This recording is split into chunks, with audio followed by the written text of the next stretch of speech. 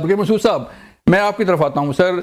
काफ़ी अरसे से, कई दिहाइयों से जो है पाकिस्तान तालिबान अफगान बाशिंदों की जो है मेज़बानी कर रहा है, रोज़गार फराहम कर रहा है, सेहत तालीम दे रहा है, उन्हें रिहाइश के लिए घर दे रहा है, लेकिन हम बार बार अफगान बॉर्डर से लाशें उठाते हैं, बार बार जो है वो खारजी दहशतगर्द आके यहाँ पर हमारी पोस्टों पर हमले करते हैं, हमारे जवानों को शहीद करते हैं, हमारे शहरियों को शहीद करते हैं। बिलाखिर पाकिस्तान ने जवाबी कार्रवाई का आगाज़ किया और अब जो है नौबत आ चुकी है सीज़ फायर की। क्या समझते हैं सर, मामलात कैसे आगे बढ़ेंगे? देखें, बहुत शुक्रिया। अगर मामला बढ़ने से पहले देखें कि 1947 से आज तक मुझे बताएं एक पॉइंट पे एंड ओकेजन जहां पे अफगान गवर्नमेंट्स ने या रेजीम्स ने आपको सपोर्ट किया, नॉट ए सिंगल वन। आपकी एडमिशन जो यूनाइटेड नेशन ने अपोज किया, Afghanistan was the last country to recognise 1950 में जब इनका दोस्ती का माहिदा हुआ इंडिया के साथ, तो उस वक्त से किंग जायद शाह के दौर में ये डिसाइड होता पिंसर अटैक कि आपने कहा ईस्ट से आप करें, वेस्ट से हम करेंगे, पाकिस्तान को पीस करें। तो सोच तो बहुत पहले से थी। फिर बाजोड़ वाला वाकयात हुए हैं, फिर आप देखें कि पश्तूनिस्तान का स्टंट चला, 100 का ड्यूरल लाइन की बात हुई, पश्तून घूमने की बात हुई, बलूचिस्तान पीपल्स लिबरेशन फ्रंट बनी, खाद और राह मिल गए, एनडीएस और राह मिल गए, अब जेडीआई और राह मिल गए। और जिस तरीके से देखें कि जिस तरह इंडिया ने आपको एक्सेप्ट नहीं किया as a sovereign independent state, इसी तरह अनफॉर्चुनेटली अफगानिस्तान ने भी आपको नहीं किया है। और अफगानिस्तान जो जिस तरीके से पहले ड्यूरल लाइन 100 साल कहता था, अब उसी कहता फर्जी लाइन है। मैं तो हमेशा ये कहता हूँ, पश्तून हमारे पास 4 करोड़ से ज्यादा पश्तून यहाँ पे, वहां तो टोटल 1.5 करोड़ है। तो उनका बनता है कि हमारे साथ आगे ज्वाइन करें, लर और बल को छोड़ के हमारे पास आ जाएं, हमें ज्वाइन करें। पेशावर के बाद कराची द सेकंड पॉपुलेशन जो लार्जेस्ट सिटी है पश्तून पॉपुलेशन के पॉइंट ऑफ व्यू से।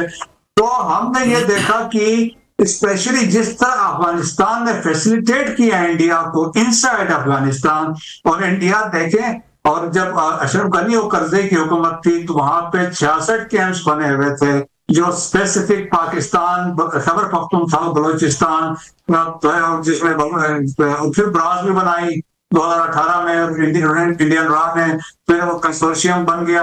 सो एक सिलसिला रहा डिस्पाइट इफेक्ट। हमारी सिंसियरिटी देखें, राइट 1979 से बाद अगर हम सोवियत इन्वेजन के बाद बात करें, we accommodated at peak time में 5.5 मिलियन अफगान रेफ्यूजीज।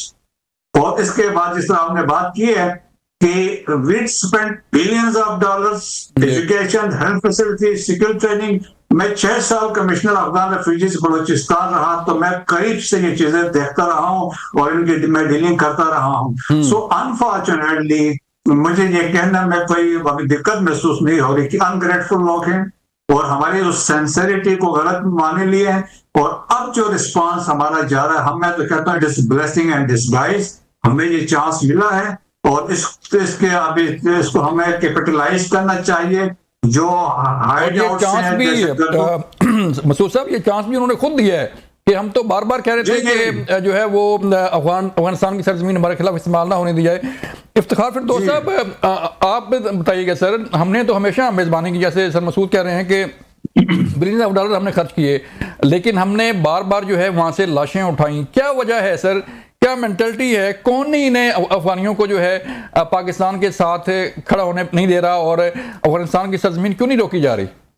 देखें, एक तो पॉइंट बहुत क्लियर है जो फॉरेन ऑफिस का स्टांस है और जो पाकिस्तान का स्टांस है कि जो तालिबान की हुकूमत है वो अफगानिस्तान के लोगों की रिप्रेजेंटेटिव जो है वो नहीं है जी।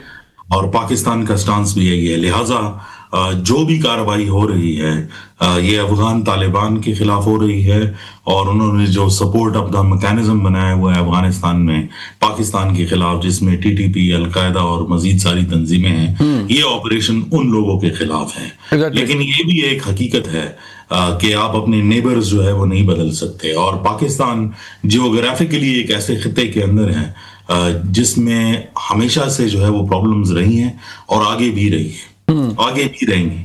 जो पाकिस्तान की सिचुएशन है इस टाइम पर अगर आप देख लें तो जो अफगानिस्तान से सबसे बड़ा प्रॉब्लम जो निकल के आ रहा है, जिसका आपने इंट्रोडक्शन में भी जो है वो जिक्र किया, वो इंडिया की प्रॉक्सी जो है वो बनते हुए जा रहा है। डिस्पाइट द फैक्ट कि मुत्तकी साहब ने न्यू दिल्ली में बैठकर कहा कि हम दोनों ममालिक के साथ जो है वो मिलकर जो है वो ताल्लुकात अच्छे रखने चाहते हैं, लेकिन जो उन्होंने वहां पे बातें की और जो इंडिया ने कंजेक्चर्स दिए, जो स्ट्रेटेजिक मैसेजिंग होती है, वो सारी की सारी उन चीजों पर जो है वो रेड लकीर जो है वो उन्होंने डाली जो पाकिस्तान के लिए जो है वो स्ट्रेटेजिकली वीक पॉइंट्स हैं और जो इस्लामाबाद की एंग्जाइटी जो है वो रेस करेगा। उसके फौरन बाद जो ही उनका विजिट अभी बीच में था कि अफगानिस्तान से जो है वो दरअंदाजी हुई, और ये एक अनएक्सपेक्टेड फिनोमिनन था कि इस किस्म का रिएक्शन जो है वो आएगा, क्योंकि बॉर्डर स्कर्मिशेस अगर मैं आपको बता दूं 2021 से लेकर जो है 2025 तक तकरीबन 250 से ज्यादा जो है बॉर्डर के ऊपर जो है वो फायरिंग के वाकयात हुए हैं, लेकिन ये एक कोऑर्डिनेटेड अटैक जो है वो पाकिस्तान की सॉवरेनिटी के खिलाफ जो है वो लग रहा था।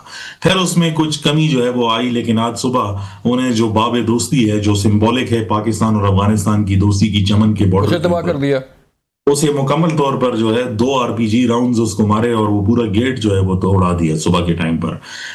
पाकिस्तान का रिएक्शन जो है वो बनता था, और पाकिस्तान ने सिर्फ रिएक्शन दिया है और अपने डिफेंसेस को जो है वो दिखाया है, अभी अफगानिस्तान के ऊपर जंग का ऐलान नहीं किया। अगर आप फॉरेन ऑफिस की और हमारी पॉलिसीज जो है वो पढ़ लें और ISPR की स्टेटमेंट्स भी देख लें, हम फिर भी ये बात कर रहे हैं कि मामलात जो है वो बातचीत से जो है वो हल होने चाहिए।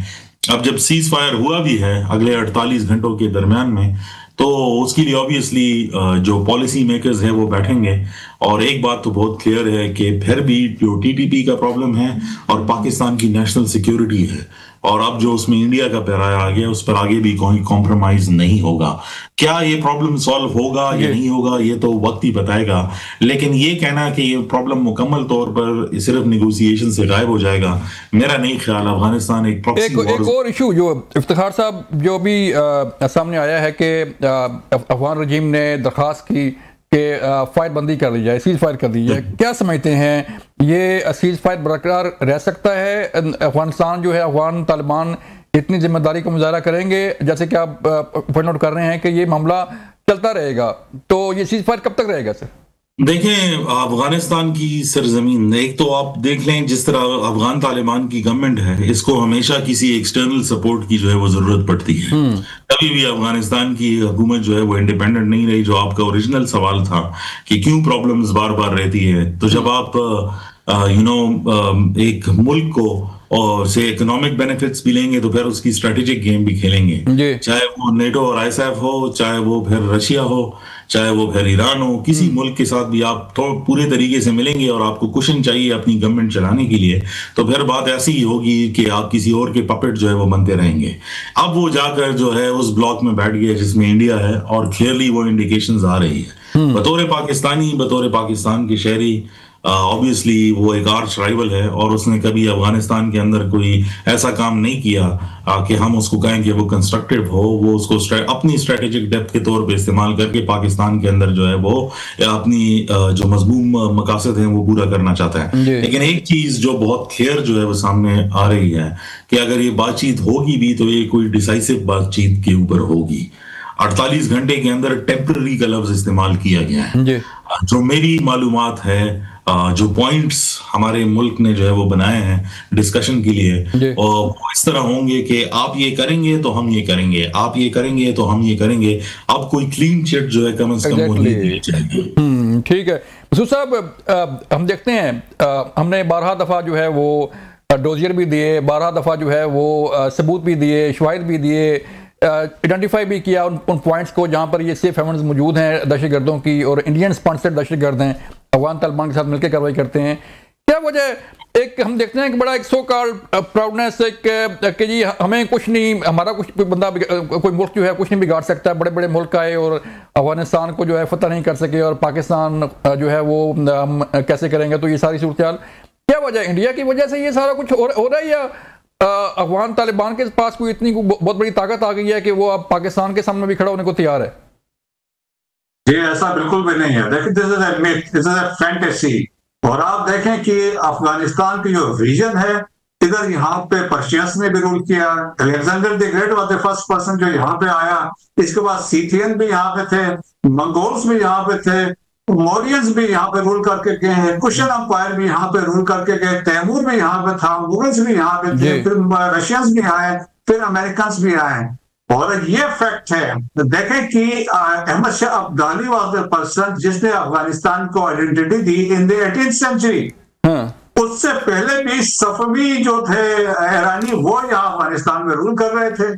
सो अहमद शाह अब्दाली ने अफगानिस्तान को आइडेंटिटी दी।